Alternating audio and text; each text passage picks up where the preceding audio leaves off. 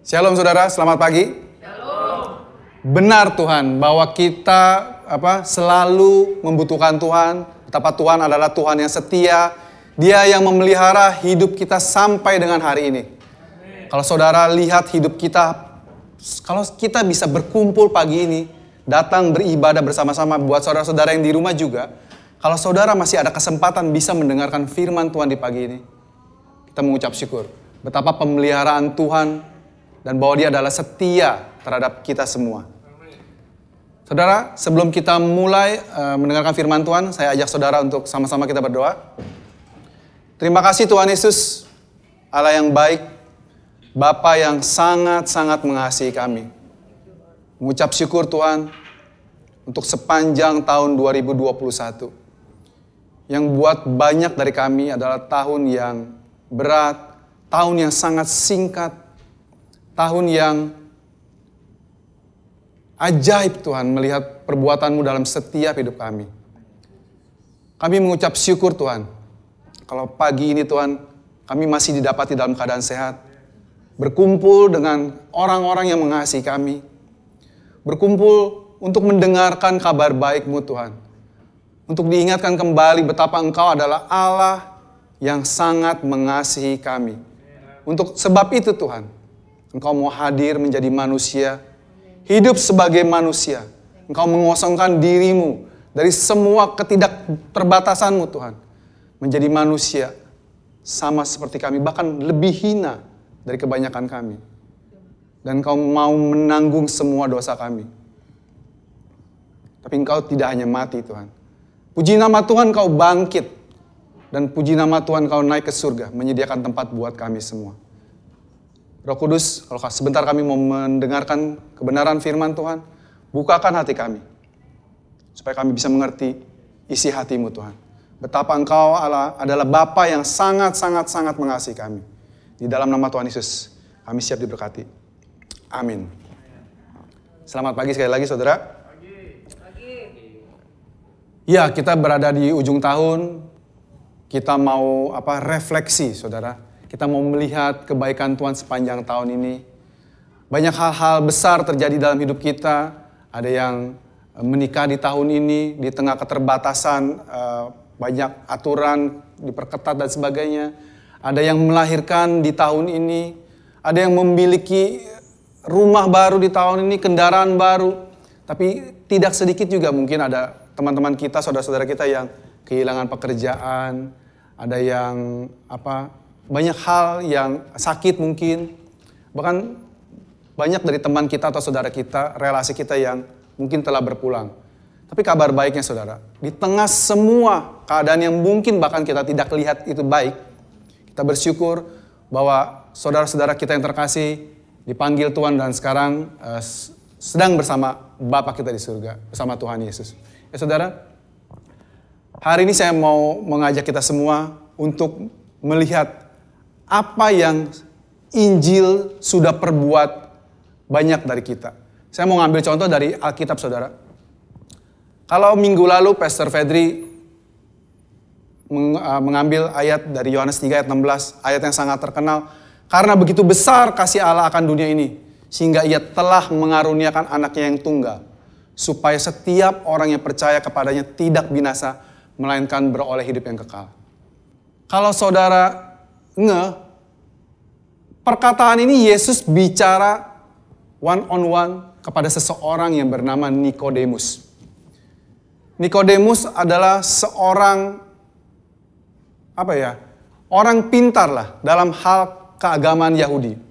Bukan orang-orang sembarangan. Mungkin kalau sekarang di zamannya kita, Nikodemus adalah seorang pastor.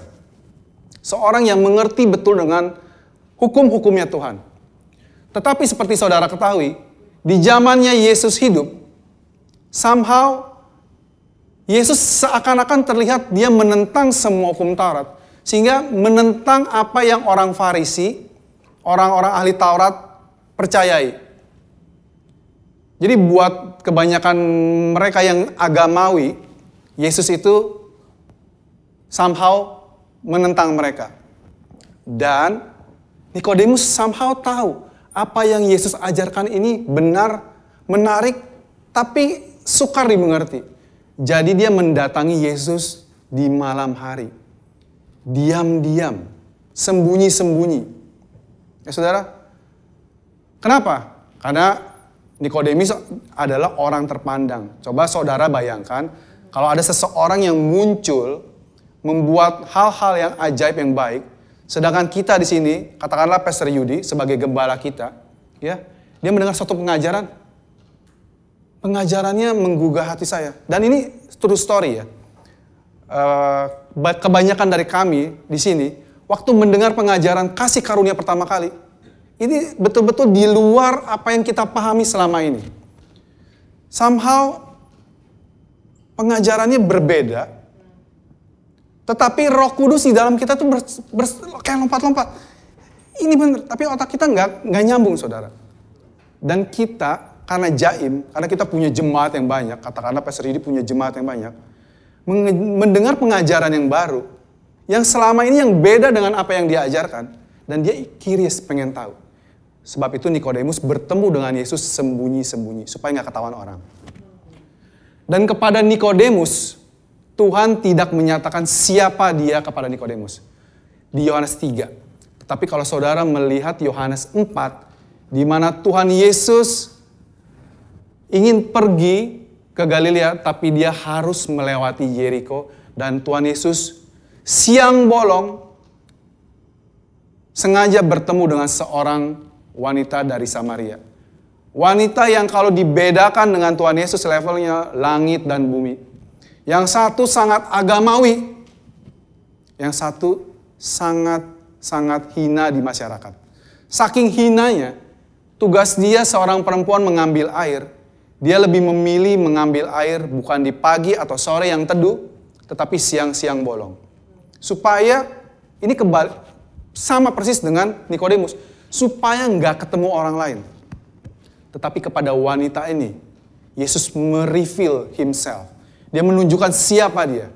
Engkaukah Mesias itu? Akulah dia yang sedang berkata-kata dengan kamu. Ya saudara, tetapi saudara, yang ingin saya sampaikan adalah, apa yang terjadi dengan kehidupan Nikodemus setelahnya? Nikodemus tidak tinggal sama seperti dia waktu datang ketemu Yesus. Mungkin setelah dia ketemu Yesus, Yesus mengajukan pertanyaan yang buat dia mumet banget. Kalau seorang tidak dilahirkan kembali, dia tidak mungkin masuk dalam kerajaan Allah. Bagaimana mungkin saya yang sudah tua gini masuk ke dalam rahim ibu saya lagi? Ya, kita mungkin ketawa-ketawa ngedengar Nikodemus bertanya seperti itu. Tapi sebenarnya kalau kita di konteks yang sama, Yesus kita belum pernah dengar tentang pengajaran Tuhan Yesus. Orang harus dilahirkan baru. Kita mungkin bertanya hal yang sama. Bagaimana mungkin orang dilahirkan kembali? Ya kan? Tetapi Nikodemus tidak menjadi sama lagi, saudara. Setelah pulang bertemu dengan Yesus, saya percaya kebaikan Tuhan mengubah hidup dia. Tetapi mungkin Nikodemus bukan contoh instan. Mungkin bukan contoh yang kebanyakan keinginan kita. Kalau kita sebagai orang Kristen, sebagai anak-anak Tuhan, kita punya kerinduan kalau ada orang yang tidak percaya Tuhan, atau bahkan anak-anak Tuhan. Saudara tahu di Jakarta, di Indonesia ini, di dunia ini banyak sekali, lebih dari 2 miliar orang adalah anak-anak Tuhan. Betul saudara? Tetapi banyak dari anak-anak Tuhan yang tidak tahu, bahkan tidak pernah mendengar tentang kabar kasih karunia ini. Mereka mendengar di gereja, mendengar khotbah-khotbah tentang Alkitab, tentang Tuhan Yesus, tentang Allah Bapa. Tetapi somehow, some way, yang diterima mereka itu pesannya berbeda. Ya saudara? Tetapi, waktu mereka datang terima Tuhan, bahkan orang-orang yang tidak percaya, waktu dengar kabar baik, dia terima Tuhan Yesus, menjadi orang Kristen, ya, kita punya ekspektasi tertentu. Kita berharap, kalau yang tadi katakanlah, rambutnya kayak ayam jago, warnanya merah, antingnya dari Sabang sampai Merauke, ya, hidung, wah semuanya saudara. Penampilannya buat kebanyakan orang eksentrik, ya. Kita berharap waktu dia terima Tuhan Yesus, minggu depan dia ibadah, semua copot. Kalau yang tadinya punya keterikatan dengan merokok misalnya, minum minuman keras, waktu dia terima Tuhan Yesus, kita berharap mereka segera lepaskan semuanya. Betul saudara? Itu kerinduan kita. Tapi saudara tahu, Tuhan kita jauh lebih rindu mereka semua dibebaskan.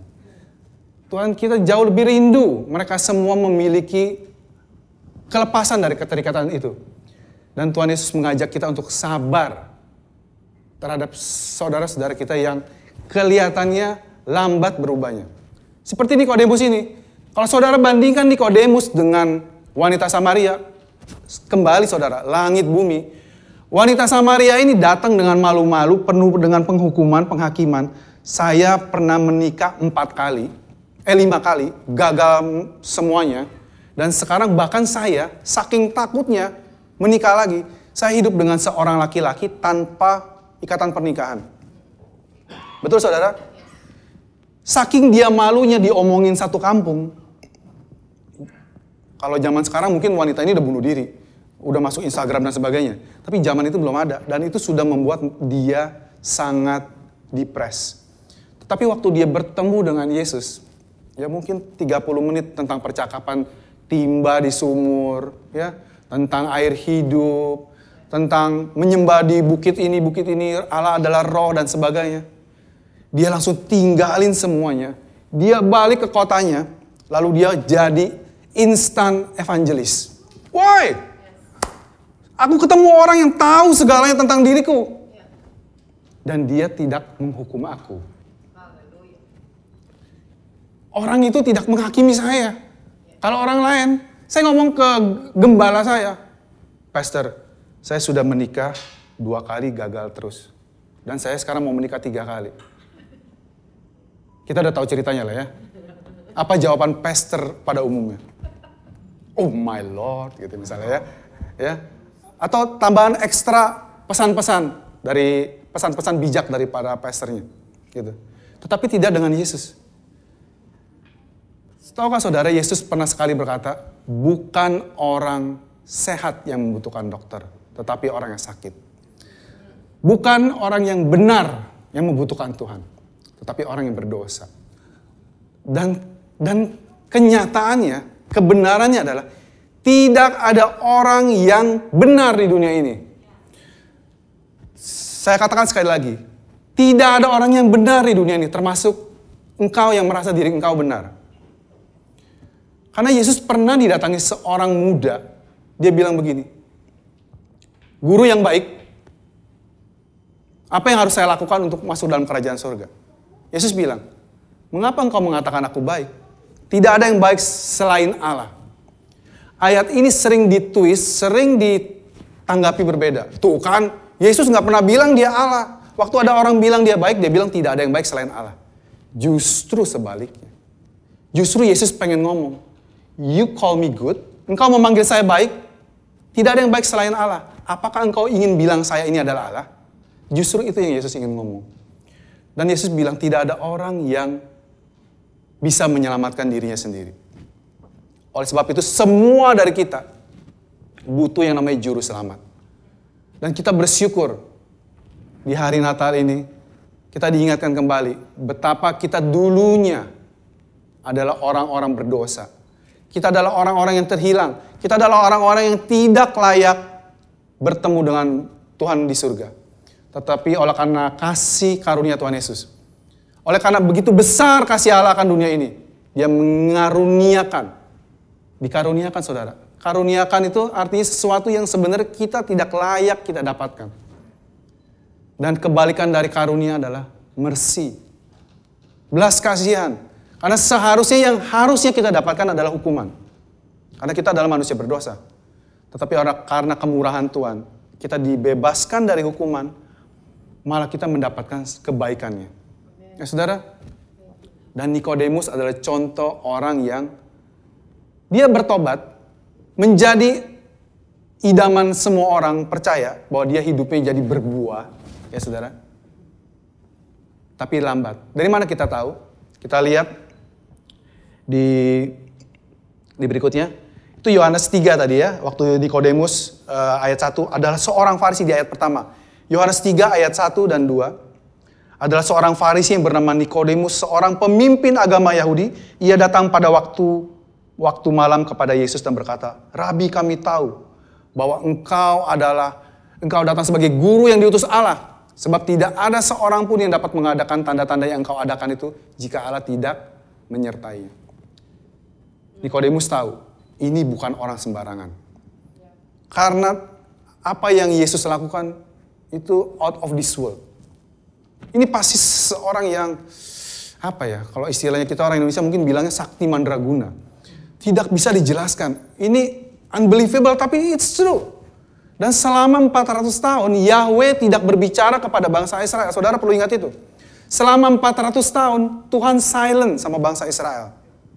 Tapi waktu muncul Yesus, orang ini membuat mujizat yang bangsa Israel cuma dengar ini di kisah orang tua nenek moyang mereka. Laut dibelah dan sebagainya. Mereka mendengar itu, tetapi mereka tidak mengalaminya. Dan mereka bertanya, God, where are you? Mungkin banyak seperti kita juga bertanya saat-saat ini. Tuhan, 2021 nih Tuhan pandemi. Oi, God, Tuhan di mana engkau? Saudara tidak sendirian. Saya pribadi, saudara, pernah bertanya seperti itu sama Tuhan. Tuhan, engkau di mana? Saya jadi anak Tuhan udah dari lahir. Saya melayani Tuhan dan sebagainya. Kita unjukkan seperti Ayub, saudara. Ini yang sudah saya lakukan, Tuhan. Bla bla bla bla. Kenapa hidup saya seperti ini? Tuhan di mana? Tapi Tuhan yang baik, saudara. Dia yang menemukan kita. Kita pikir kita mencari Dia. Tapi kebenarannya adalah Dia yang mencari kita. Oke. Dan di ayat selanjutnya kita bisa lihat perubahannya Nikodemus. Kan kita udah tahu bahwa orang Farisi ahli Taurat itu kerjaannya mencari-cari kesalahan Yesus. Sampai sekarang keturunan mereka masih banyak, saudara. Ya, mereka mencari-cari Yesus ini manusia biasa, Yesus ini hanya guru yang baik, dia hanyalah seseorang yang Tuhan pakai, tapi dia bukan Tuhan. Ya. Dan dia dituduh berbuat salah, melanggar hukum Taurat dan sebagainya. Tetapi Nikodemus, seseorang dari mereka yang dahulu telah datang kepadanya berkata kepada mereka. Diteruskan di ayatnya, saudara. Di ayat 51-nya. Apakah hukum Taurat kita menghukum seseorang sebelum ia didengar dan sebelum seseorang mengetahui apa yang dibuatnya? Jadi Nikodemus membela Tuhan Yesus. Ya, saya percaya perubahan itu sudah terjadi. Jadi waktu dia melihat Tuhan Yesus dihakimi, dia tahu, hey bro, sis, kita yang salah selama ini sebenarnya. Dan kita sengaja cari salah orang ini. Padahal kita sama-sama tahu orang ini tidak bersalah. Itu yang Nikodemus lakukan. Lalu di pasal 19 ayat 39, masih di Yohanes, saudara. Ini ceritanya Yesus sudah disalibkan, mati dan dikuburkan. Ya. Lalu setelah Yesus Arimatea di ayat sebelumnya, juga Nikodemus datang ke situ. Dialah yang mula-mula datang pada waktu malam kepada Yesus, yang membawa campuran minyak mur dengan minyak gaharu, kira-kira 50 kati beratnya. Dia mengorbankan apa yang dia miliki untuk melayani Tuhan Yesus yang sudah mati disalib. Ya saudara, saya percaya ini adalah buah yang buat banyak dari anak Tuhan rindukan buat setiap anak Tuhan. Ya saudara, jadi Injil, kabar baik itu bereaksi, menghasilkan sesuatu yang baik dalam hidupnya Nikodemus. Kita ambil contoh yang lain lagi, saudara. Kita tadi udah lihat wanita Samaria. Betapa wanita Samaria yang tadinya malu-malu, bukan malu lagi, saudara. Malu-malu itu kesannya gimana gitu ya, shy. Ini malunya tuh ampun deh, saya banyak dosanya, gak sanggup lihat muka orang kiri kanan gitu kan. Tapi waktu dia terima Tuhan Yesus, ini orang Mesias luar biasa, dia tidak menghukum saya. Dia lari ke kota menjadi instant evangelis. Itu yang kerinduan kita semua. Tapi sayangnya saudara, hal seperti ini rare. Jadi saudara sabar-sabarlah seperti Tuhan Yesus sabar-sabar terhadap Nikodemus. Dan juga terhadap satu orang lagi. Kita buka di Markus 15 ayat 21. Sekarang kita pindah ke kitab Injil Markus, saudara. Ini waktu peristiwa penyalipan. Seperti saudara tahu, penyalipan adalah hukuman yang Romawi ciptakan untuk mempermalukan si terhukum dan menyiksanya sangat lama.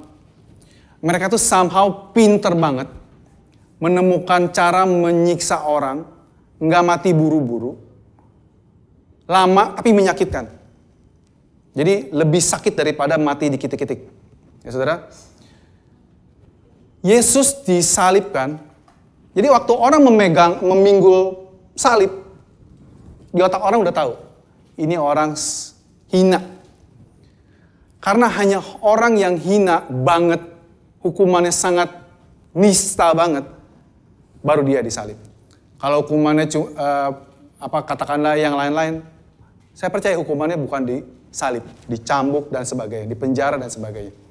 Tetapi salib melambangkan penghinaan, penghukuman. Jadi pada waktu itu, waktu Yesus sedang memikul palang salib, badannya, saudara mesti bayangkan, badan Tuhan Yesus sudah hancur, cur-cur. Sudah cambukan puluhan kali menyobek-nyobek kulitnya. Darah sudah bercucuran. Dan pada waktu dia memanggul salib, Yesus jatuh berkali-kali. Ya saudara? Jadi pada waktu itu lewat seseorang yang bernama Simon, orang Kirene, ayah Alexander dan Rufus, yang baru datang dari luar kota. Dan orang itu mereka paksa untuk memikul salib Yesus. Kalau saudara baca terusnya saudara, si Simon dari Kirene ini marah saudara. Woi, saudara bisa lihat di filmnya juga. Dan Mel Gibson menampilkan esensinya saudara. Waktu si Simon dipaksa memikul salib, dia komplain. Kenapa saudara? Kalau kita saudara ngelihat ada orang badannya hancur membawa barang berat, kita tergerak dengan hati nurani mau nolong, betul saudara ya? Itu dan nalurinya manusia. Tetapi waktu melihat Yesus yang compang-camping badannya mikul salib, orang-orang harus dipaksa saudara. Disuruh dengan perintah. Dan waktu disuruh, dia gak mau. Kenapa? Karena waktu dia memikul salib, itu sama saja menjatuhkan diri di bawah penghinaan dan penghukuman. Semacam kutuk saudara. Karena di Galatia 3:13 bilang, terkutuklah orang yang tergantung di kayu salib. Jadi si Simon dari Kirene ini, apes banget gua katanya. Disuruh manggul orang sialan ini. Siapa nih? Dia datang dari luar kota saudara. Ini pendatang ini. Apa kalian pernah ngerasain gak sih? Kalian lagi jalan-jalan ke suatu kota, jadi pendatang, mestinya disambut-sambut, tapi ada aja ban kempes, ada aja yang ngompas, ada kejadian yang aneh-aneh. Ya, saudara, ini yang mungkin perasaan ini yang dialami oleh si Simon dari Kirene ini. Tetapi waktu dia melihat Yesus sama-sama manggul, saudara. Dan saya percaya dia ikut sampai ke salib. Dipantek, jeder gitu. Terus responnya Yesus itu yang saya percaya dia mengubah hidup Simon dari Kirene ini. Karena sama seperti seorang tentara Romawi. Dia mungkin sudah menyaksikan puluhan atau banyak sekali orang-orang disalib. Dan persamaannya adalah semua orang yang disalib itu mengutuk, saudara. Tidak pernah ada keluar kata-kata lembut, kata-kata pujian, kata-kata blessing. Tetapi ini yang dia dengar dari Yesus waktu disalib. Dan saya percaya ini mengubah hidup dia. Dari mana kita tahu saudara? Apakah ada sambungannya dari cerita Simon dari Kirene ini? Ternyata ada saudara. Kita sama-sama buka di Roma 16 ayat 13. Seperti kita ketahui Roma adalah suratnya dari Rasul Paulus. Dan ini adalah kitab terakhirnya. Ya saudara. Dan ini adalah di pasal terakhirnya Paulus. Jadi Paulus, salah satu orang yang terdampak oleh Injil kasih karunia adalah Paulus. Dan bahkan oleh Paulus, kita sekarang bisa disebut adalah orang-orang Kristen. Karena kita adalah orang-orang yang sebenarnya mengikuti pengajarannya Paulus, saudara. Paulus adalah seseorang rasul yang sangat out of the box. Kalau orang muridnya Yesus yang betulan ke-12 rasul, itu ngajarinnya hal yang lain. Paulus udah kayak Yesus, ngajarin sesuatu yang beda sendiri. Sampai Petrus pun menulis, apa yang Paulus ajarkan itu banyak yang saya nggak mengerti. Tapi itu benar, kamu dengerin dia. Bahkan Petrus pun ngomong begitu tentang Paulus, saudara. Nah jadi setelah pelayanan bertahun-tahun Paulus tahu, ini hidup dia sebentar lagi. Ya, jadi di pasal 16 ini dia mengucapkan salam kepada, karena dia tahu ini perpisahan dia.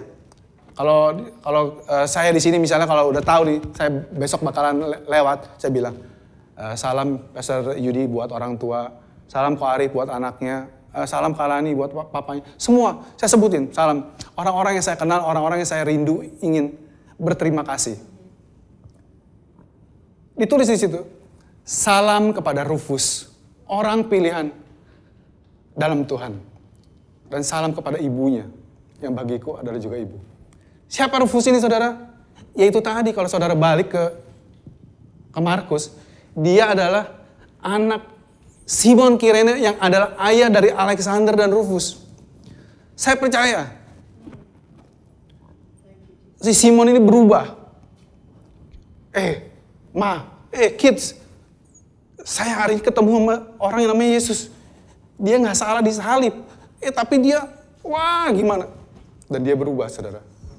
Ya, jadi Injil menyelamatkan Simon dan seluruh keluarganya. Amin. Ya, terus satu lagi tokoh yang saya percaya hidupnya pasti berubah.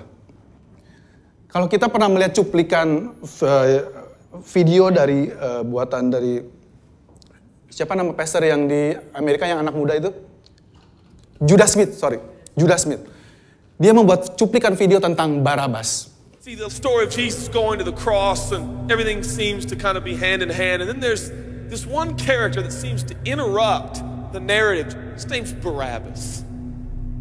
We don't even know much about him except that he's a murderer, a leader of an insurrection, a rebel. And why he's even mentioned, sometimes I'm not so sure. It's like, what? This is about Jesus going to the cross. So in this moment, Pilate thinks, I hold the destinies of these two men in my hand. I know the Jews have a tradition that on a holy day, I will release one of the prisoners on death row. Pilate stands on this audacious stage, who now presents Jesus, Son of the living God, versus Barabbas, the thug and rebel. He says, all right, who do you want? Jadi, saudara juga tahu ceritanya, waktu Yesus mau disalibkan. Si Pilatus ini udah bohwat. Ini orang nggak ada salahnya. Tapi ini massa, orang semua pemerintah itu takut sama massa ya. Ya, itu jurus udah lama banget. Jadi kalau mereka butuh sesuatu, mereka pakai massa. Di bawah tekanan massa, pemimpin itu bisa galau. Jadi waktu Yesus, ini orang nggak ada salahnya bro. Lu kalau merasa ini orang salah, lu hukum sendiri aja katanya. Oh enggak, orang ini salah terhadap negara Pilatus. Dia itu menyamakan dirinya, katanya jangan membayar pajak sama kaisar. Itu kan ngelawan kamu. Kalau kamu nggak mau bela kami, tak laporin kamu ke atasan kamu. Takut Pilatus. Jadi dia bilang, oke lah. Kita cambuk dia sampai bonyok. Dicambuk, cek. Ditampilkan kan? Ini loh, Yesus abis disesah. Ya. Badannya udah compang-camping, udah matanya udah nggak kelihatan sebelah gitu kan. Terus Pilatus pikir orang-orang Yahudi itu masih punya hati. Ngelihat orang udah hancur gini. Bro, saya kasih pilihan gampang banget, pilihan ganda gampang banget. Bukan pilihan ganda, pilihan betul atau salah. Cuman 2, pilihan ganda masih ada 4, masih agak sulit. Betul atau salah, gitu kan? Pilih A atau B. Pilihannya mungkin buat kita gampang banget. Misalnya katakanlah, Pastor Yudi ngadu kuis Alkitab dengan Shalom anaknya Dion. Siapa yang menang kira-kira? Ya itu mah taruhan nyawa juga kita berani ya kan? Ya kan? Seperti begitu pilihannya. Pilih Yesus dibebaskan. Ini hari raya besar, kita mau kasih hadiah buat kalian. Kita mau bebasin satu dari 2 terdakwa. Yang satu, Barabas, perampok, membuat kerusuhan. Di filmnya gitu, kayak anjing liar kan, ya. Saya sukar menirunya, ya. Mesti panggil siapa nih bisa gampang. Ya, Barabas, gitu kan. Terus satu lagi Yesus. Pilihannya gampang banget, saudara. Ini orang betul-betul, saudara lihat di Alkitab. Yesus itu pergi kemana-mana menyembuhkan orang sakit, menolong, mencelikan orang buta, berbuat banyak kebaikan. Tidak sulit mencintai pribadi seperti ini, saudara. Tetapi kalau kedegilan manusia, agamawi itu bisa menutup semua apa yang Tuhan sudah terang-terangan kasih lihat. Tangan Yesus terbuka buat banyak orang berpikir salib itu kebodohan. Yes, buat dunia, dan tapi firman Tuhan berkata, apa yang bodoh buat manusia, apa yang hina buat manusia, Tuhan pakai untuk kemuliaan Dia. Banyak orang ngeledekin. Kamu tahu nggak? Yang kamu pakai itu kalung salib itu kalung tanda penghukuman mati. Kalau Yesus di kursi listrik, kamu punya tanda kursi listrik katanya. So what? Justru karena kita diingatkan, oleh karena salib kita diselamatkan. Tapi Pastor Paul ingetin kita lagi. Kita sekarang sudah tidak melihat salib lagi. Karena salib Yesus sudah kosong. Yesus sudah bangkit. Dia sudah naik ke surga. Yang kita lihat sekarang adalah tahta. Karena Dia sekarang duduk di sana. Dan kabar baiknya saudara. Saudara dan saya didudukan bersama-sama dengan Dia. Saudara, kembali ke si Barabas tadi. Pilihannya gampang banget. Bebasin Barabas yang memang bandit. Atau bebasin Yesus yang orang baik plus bonyok. Masa bilang, bebaskan Barabas, Barabas. Saudara, saya percaya Barabas hidupnya berubah. Kita mungkin nggak ngecatat. Tapi saya percaya. Kalau dia bisa, karena saya percaya setiap kita punya hati nurani, saudara. Kalau saudara tahu saudara salah, tapi ada orang lain menggantikan saudara. Dan orang itu willing. Karena dia cinta sama saudara. Dia menyerahkan hidupnya buat Tuhan. Itu contoh lainnya. Saudara, saudara-saudaranya Yesus. Di Alkitab berkali-kali disebut. Yesus ditolak oleh keluarganya, oleh orang sekampungnya. Karena buat si Yudas, si Yakobus, buat si siapa? Saudara-saudaranya ya. Dia bilang, ini kan abang gua tahu di rumahnya, sama-sama bikin mainan dari kayu dan sebagainya. Iya, dia memang baik. Tapi dia abang gua tahu banget dari kecil. Ya. Dan orang-orang kampungnya juga tahu. Bukankah ini anaknya si Yusuf? Bukankah ini saudara-saudaranya sama kita? Bisa apa dia gitu kan? Saudara-saudaranya menolak Tuhan Yesus sendiri. Tapi seperti saudara tahu sekarang, kitab-kitab Injil beberapa ditulis oleh saudara-saudaranya Tuhan Yesus. Ada kitab Yakobus, ada kitab Yudas, saudara. Itu ditulis oleh siblingsnya Yesus, lain Bapa. Ya, dari Maria tapi lain Bapa. Karena Yesus dari Allah Bapa. Yesus lahir dari perawan Maria. Nambahin, dan Maria akhirnya tidak perawan lagi. Karena dia keluar anak banyak. Tetap perawan tidak baik. Tetap perawan tidak baik. Waktu dia punya anak banyak. Ya saudara, jangan ditwist kata-kata ini. Saya cuma mau sampaikan itu saja. Jadi bahkan saudara-saudara Yesus pun berubah, saudara. Efek sama mereka. Waktu dia melihat adiknya, abangnya disalib. Perkataan apa yang pertama kali keluar waktu Yesus disalib, saudara? Bapak, ampunilah mereka. Wah, kalau kita tak tebas semuanya gitu kan. Kalau kita mampu, saudara. Betul gak sih, saudara? Saudara bayangin, saudara punya saudara, keluarga, kolega, anak, dizolimi. Dan saudara tahu itu betul-betul salah. Tapi saudara powerless, gak berdaya. Karena masa segini banyak. Saudara pasti terpikir, kalau gue sanggup matiin lu semua. Betul saudara, itu kita banget. Itu saya banget. Tetapi kabar baik saudara, Tuhan kita gak begitu. Yesus itu tahu dia harus melalui semua itu. Tapi dia mau demi saudara dan saya. Dan orang-orang lagi yang terefek karena kabar baik ini adalah, ya of course, murid-murid Tuhan Yesus. Saudara bisa lihat Petrus, saudara bisa lihat si Yakobus, Yohanes, semuanya saudara. Semua murid yang hidup, terutama Petrus, hidupnya berubah total. Kalau saudara lihat Petrus yang tadinya omongnya gede terus, ya omongnya selalu saya nomor 1. Kalau semua ini meninggalkan engkau Tuhan, Petrus catat, Petrus tidak akan meninggalkan engkau. Yesus bilang, terus sebelum ayam berkokok ntar pagi, ente udah menyangkal aneh 3 kali. Nggak mungkin. Yesus saya selama ini hebat deh, tapi yang ini prediksinya pasti hancur. Seperti prediksi kemarin Jakarta katanya mau hujan sepanjang hari. Tapi puji nama Tuhan, pernikahan berjalan lancar, terang benderang. Puji Tuhan, ya. Prediksinya hancur nih Tuhan Yesus nih. Saya, sembarangan. Yesus nggak kenal Ogut nih. Ogut ini paling berani gitu kan. Petrus kasih bukti nggak? Iya, waktu Yesus mau ditangkap dia keluarin pedang. Entah pedangnya siapa, dia comot, dia potong kupingnya salah satu pengawal, putus. Tapi Yesus pungut lagi, ditempelin lagi. Si Malkus punya kuping. Petrus yang menyangkal Yesus di depan murid-muridnya, teman-temannya, 3 kali. Bukan di depan murid-muridnya, di depan orang. Bahkan seorang hamba perempuan. Tetapi hidupnya berubah. Waktu Yesus di daerah Kaisarea Filipi. Ya, Yesus bertanya kepada murid-muridnya.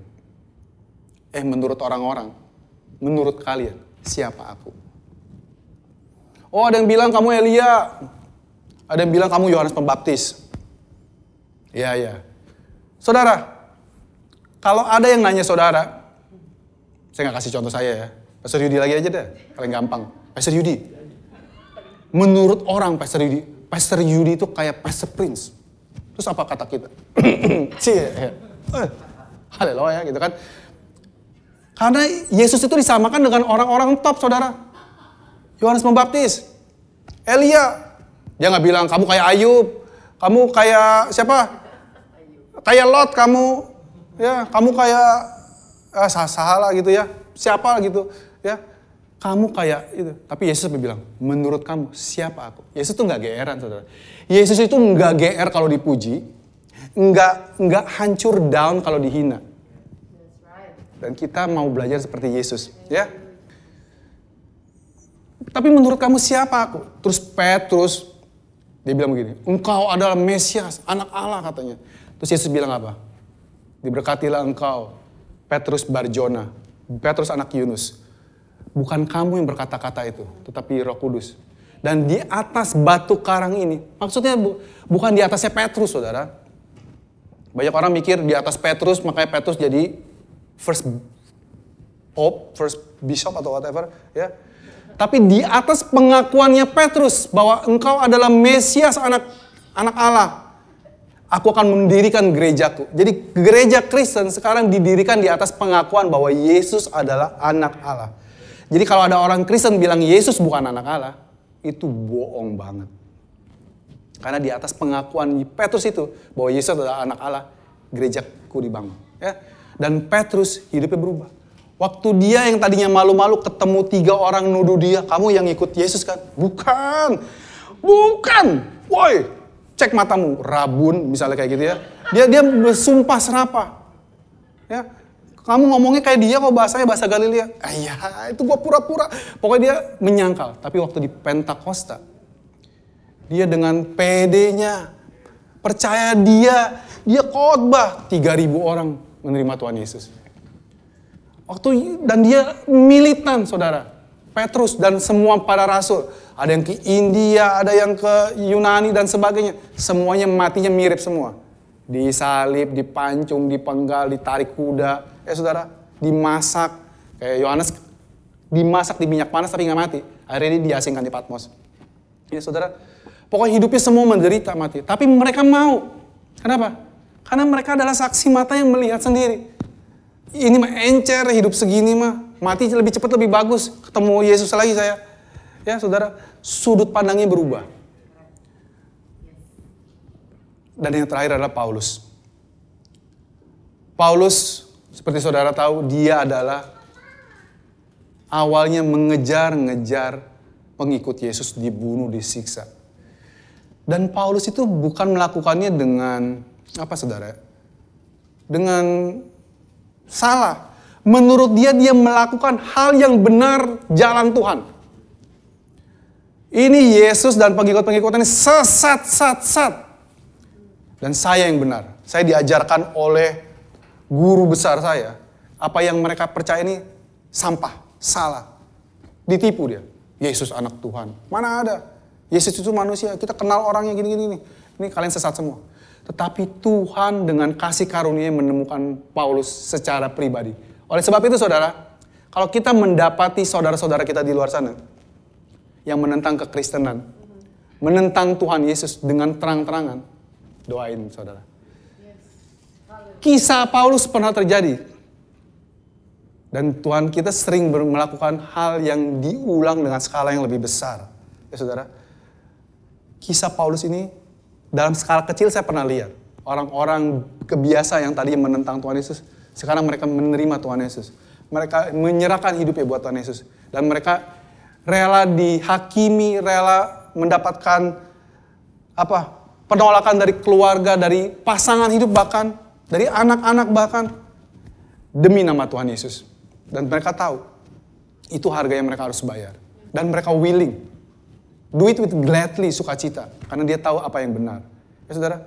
Dan Saulus ini sangat menentang sampai Tuhan menyatakan dirinya. Saulus, Saulus, mengapa engkau menganiaya aku?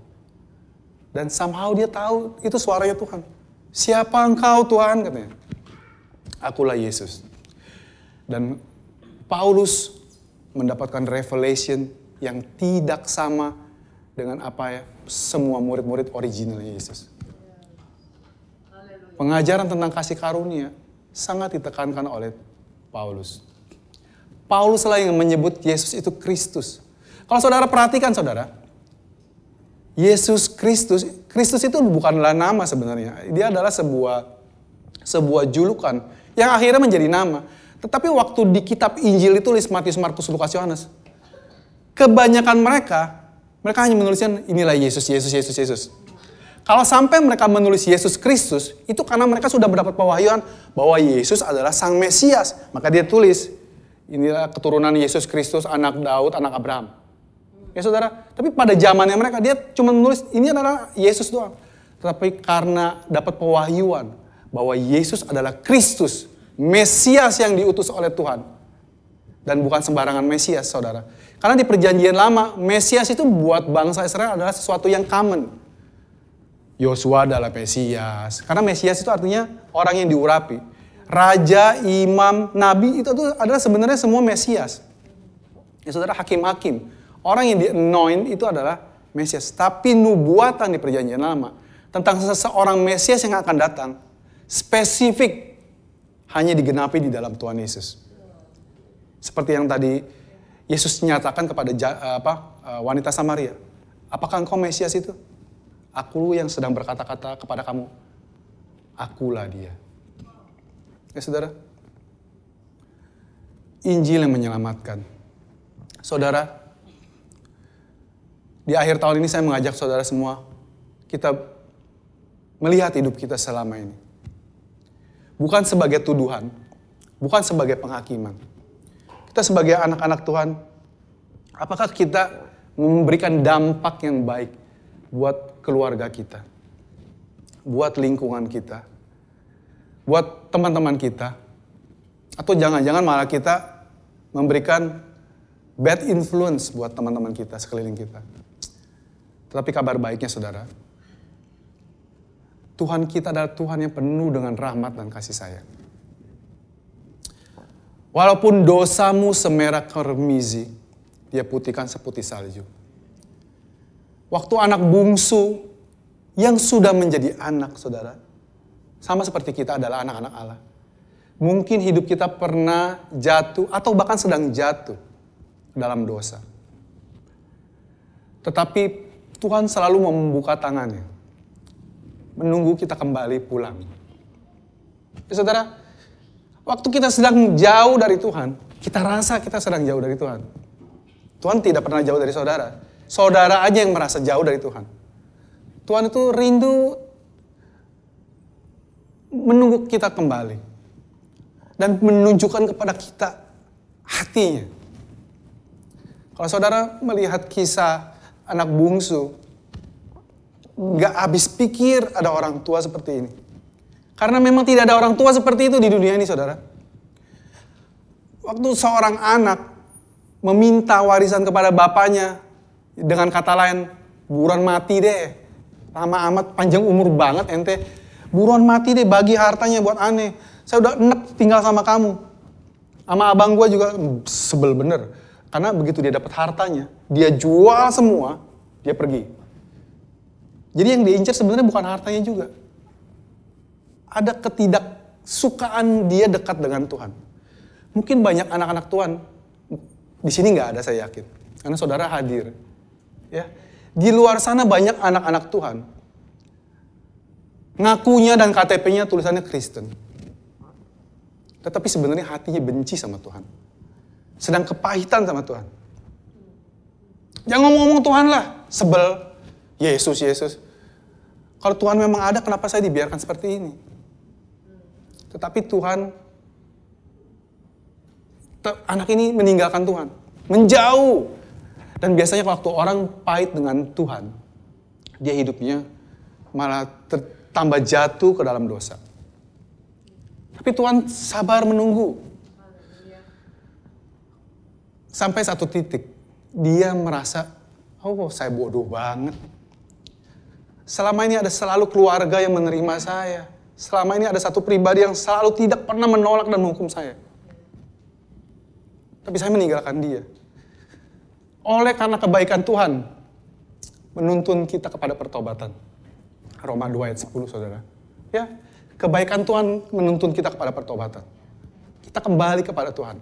Dan Tuhan membuka tangannya. Memeluk kita. Menunjukkan kasihnya. Memberi kita kasut lagi. Kita dicium, dipeluk, dikasih jubah, dikasih cincin. Dikembalikan posisi kita, direstorasi. Tanpa pernah diungkit-ungkit, saudara. Saudara tidak pernah menemukan bapaknya kasih masa percobaan, bapaknya kasih persyaratan. Tidak ada. Tetapi akan ada yang tidak suka memang. Kakak sulungnya pulang jealous. Saudara bisa baca sendiri. Tetapi bukan itu poinnya. Poinnya adalah Tuhan rindu kita semua menghasilkan buah yang baik. Tetapi buah-buah roh adalah sesuatu yang bukan karena usaha kita. Kita diajarkan itu adalah buah-buah roh, bukan perbuatan daging. Lawannya, saudara. Itu adalah hasil dari roh memanifestasi dalam hidup kita. Kita menjadi lebih sabar, kita menjadi lebih murah hati, kita menjadi lebih toleran sama orang, kita menjadi lebih menguasai diri. Karena kita, buah-buah roh, roh itu melahirkan buah. Buah roh, bukan buah-buah roh. Buah roh. Ya saudara. Injil menyelamatkan saya.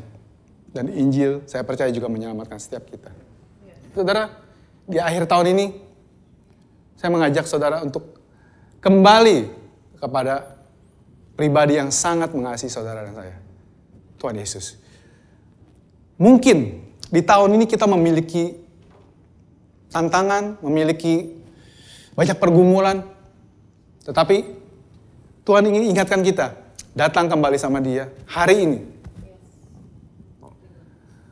Ucapkan semua keluhanmu. Nyatakan pada Dia, Tuhan, saya marah loh sama Tuhan.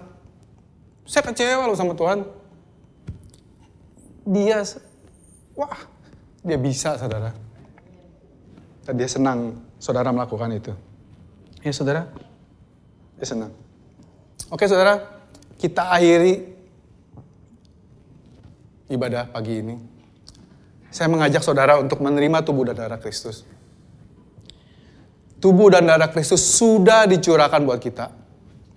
Natal adalah awal dari perjalanan rencana penyelamatan Tuhan terhadap manusia berdosa, terhadap saudara dan saya. Oleh karena kasih karunia Tuhan, saudara dan saya menemukan Tuhan, menemukan rahmat-Nya. Tuhan memperdamaikan kita dengan dirinya, dengan mengorbankan Yesus. Bahkan di saat kita masih berdosa, di saat kita masih menjadi seteru Tuhan. Terlebih-lebih lagi sekarang, saudara. Waktu kita sudah saat ini diperdamaikan dengan anaknya oleh darah Kristus. Masakah dia menahan berkat-berkat yang lebih kecil? Apakah itu kesehatan? Apakah itu keuangan? Apakah itu hubungan? Karena Yesus lebih besar dari semuanya itu. Yang terbesar dia berikan buat saudara dengan saya. Free. Mari kita terima tubuh Tuhan. Mari kita angkat tubuh Kristus di akhir tahun ini. Terima kasih Tuhan. Buat sepanjang tahun 2021. Dengan semua tantangan yang ada. Dengan semua kesukacitaan. Pengalaman yang baru, pengalaman yang seru bersamamu Tuhan. Kami mau diingatkan sekali lagi Tuhan. Bahwa Engkau sudah menyerahkan tubuhmu. Dihancur-hancurkan. Buat saya Tuhan. Supaya saya menjadi sehat Tuhan. Supaya saya menjadi sembuh. Supaya saya menjadi prosper. To bless another. Kami diberkati untuk menjadi berkat Tuhan. Dan Engkau yang memulihkan hubungan kami. Dengan keluarga, dengan pasangan, dengan anak, dengan teman-teman, dengan relasi, semuanya. Engkau sudah menanggung semua yang jelek buat saya Tuhan. Supaya semua yang baik kami terima. Kami mau terima Tuhan tubuhmu dengan penuh ucapan syukur. Mari kita terima saudara dalam nama Tuhan Yesus.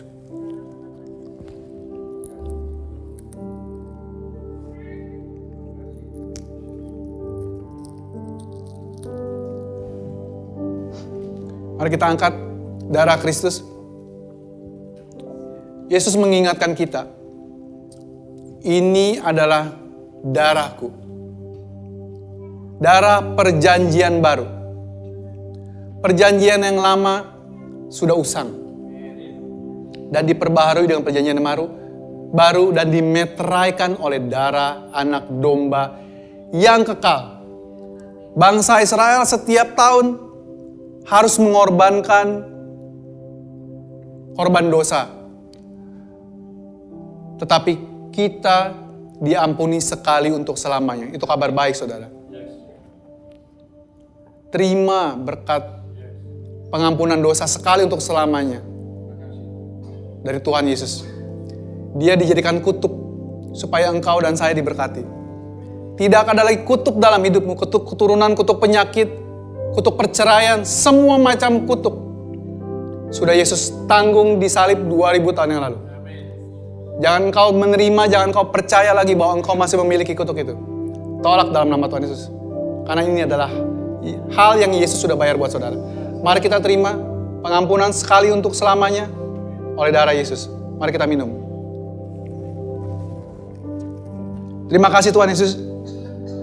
Buat tubuhmu, buat darahmu yang bersatu dengan tubuh dan darah kami. Engkau di dalam kami dan kami di dalam Engkau Tuhan. Kami bersyukur kami adalah anak-anak-Mu. Anak-anak yang sangat dikasihi. Engkau selalu membuka tangan-Mu Tuhan. Menyambut kami kembali. Tahun 2021 mungkin berat buat banyak dari kami.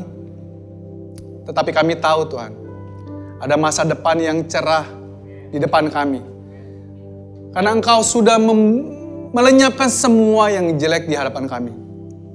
Engkau mau memerintahkan malaikat-malaikatmu berjalan di depan kami. Terima kasih Tuhan Yesus buat semua kemurahan-Mu. Saudara-saudara, Tuhan ingatkan buat saudara yang belum pernah menerima Tuhan Yesus sebagai Tuhan dan Juru Selamat. Tuhan selalu punya waktu buat saudara. Tetapi mungkin saudara yang tidak punya waktu. Jangan tunda-tunda lagi saudara. Hari ini Tuhan menawarkan keselamatan buat engkau. secara pribadi. Engkau tidak harus maju memproklamirkan kepada dunia. Kau bisa berdoa dalam hatimu. Katakan dengan mulutmu, Yesus, aku percaya Engkau adalah Tuhan dan Juru Selamat saya. Engkau adalah Allah Tritunggal. Aku menyerahkan hidupku kepadamu Tuhan. Jadilah Tuhan dan Raja atas hidupku. Jika saudara berdoa seperti itu, saudara sudah menjadi anak-anak Allah.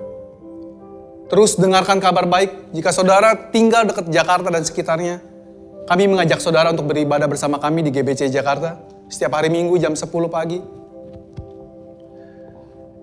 Terus dengarkan firman Tuhan yang mengingatkan siapa saudara di dalam Kristus. Mari saudara, saya undang bagi berdiri, kita mau terima berkat Tuhan.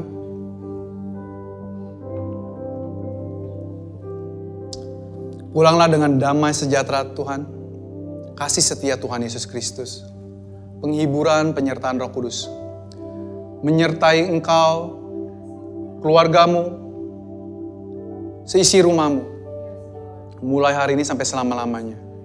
Diberkatilah perbuatan tanganmu. Apapun yang engkau perbuat, Dia buat menjadi berhasil. Diberkatilah kandunganmu, diberkatilah lumbung-lumbungmu, diberkatilah semua yang engkau pikirkan, lakukan. Tuhan menyertai engkau mulai hari ini sampai selama-lamanya. Tuhan yang sama yang memimpin kita, memelihara kita di tahun 2021, juga akan memelihara dan memimpin kita, melindungi kita di tahun yang akan datang. Terimalah berkat dari Allah Bapa, Allah Anak, dan Allah Roh Kudus di dalam nama Tuhan Yesus. Semua yang menerimanya sama-sama katakan, amin. Selamat hari Minggu, Tuhan Yesus memberkati.